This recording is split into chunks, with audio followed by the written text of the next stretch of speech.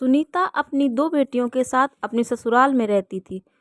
दो बेटियों की वजह से उसे पति और सास से हमेशा बेटियों के ताने सुनने पड़ते और एक बेटे की आस में बने रहते।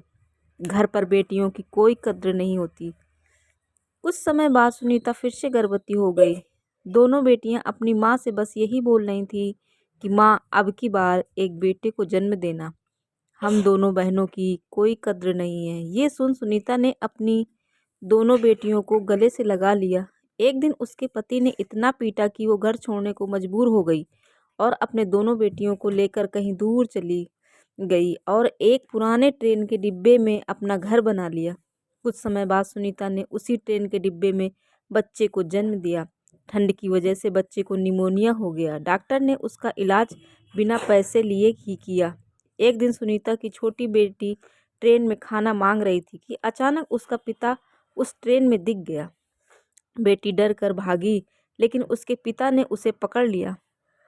कई लोग बच्चा चोर समझ उसे पकड़ने लगे। तब तक उसकी बड़ी बेटी ने पहचान लिया।